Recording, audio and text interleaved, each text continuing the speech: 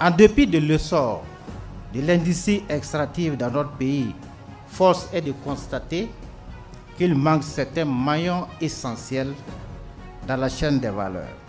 En effet, pendant que ces sociétés minières géraient plusieurs tonnes de résidus, l'amer constat est qu'aucune entreprise spécialisée dans l'extraction des métaux précieux contenus dans ces résidus n'existe sur le territoire national. Ces résidus sont alors exportés et traités hors de notre pays, ce qui n'est pas sans conséquence quant à la préservation des intérêts de l'État. Il vous souviendra donc que l'affaire dite charbon fin a cristallisé les débats et constitué une grande préoccupation pour l'État ces récentes années. Des leçons et des enseignements ont été tirés de cette affaire en vue de prendre des décisions éclairées.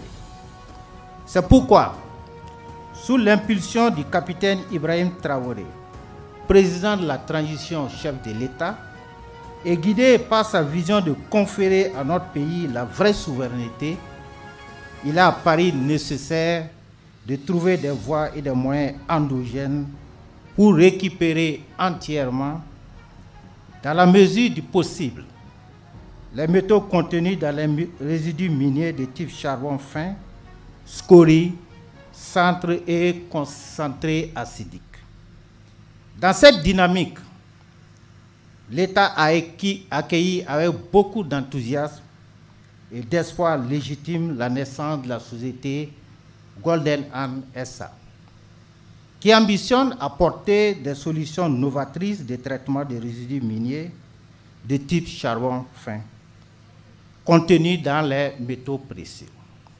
Distingués invités, mesdames et messieurs, il me plaît de rappeler que la société Golden Hand SA est une société de droit burkinabé dont les capitaux sont entièrement détenus par l'État burkinabé et le secteur privé national.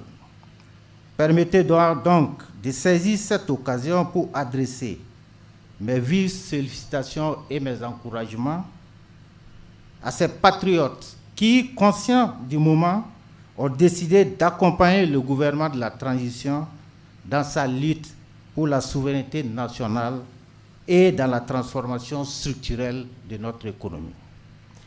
Golden Hand, c'est aussi environ 2 milliards de francs CFA de chiffre d'affaires annuel estimé sur les 3 années à venir.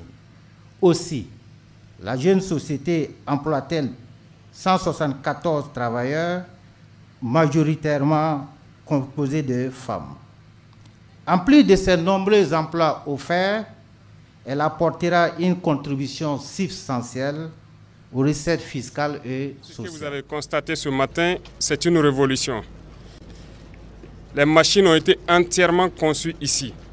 Et je peux dire sans me tromper que le Burkina est le 2e pays en Afrique à développer cette technologie. C'est une technologie qui ne s'importe pas. Ça se développe. Donc ce n'est pas des machines payées ailleurs pour assembler ici. C'est conçu ici et tout est fait ici. Donc c'est cette particularité-là, l'ingéniosité de nos ingénieurs burkinabés que je suis venu saluer. Et aussi, comme ils l'ont signifié, je pense que le traitement des résidus miniers, on exportait et nous n'avons aucune mainmise sur ce qui se passait. Donc c'est vraiment une évolution positive du contexte de souveraineté et donc de prise en main de nos ressources. Et c'est inviter donc nos pays voisins d'Afrique de l'Ouest et d'Afrique centrale à maintenant migrer vers le Burkina Faso avec les résidus miniers parce que nous avons la technologie sur place pour le faire. Et encourager donc tous les ingénieurs qui ont la capacité d'inventer, que nous les croyons et que nous sommes prêts à les accompagner. Et le secteur privé donc à investir au Burkina Faso parce qu'il faut croire au Burkina Faso. Tout ce qui se fait ici pour le Burkinabé, nous allons l'encourager.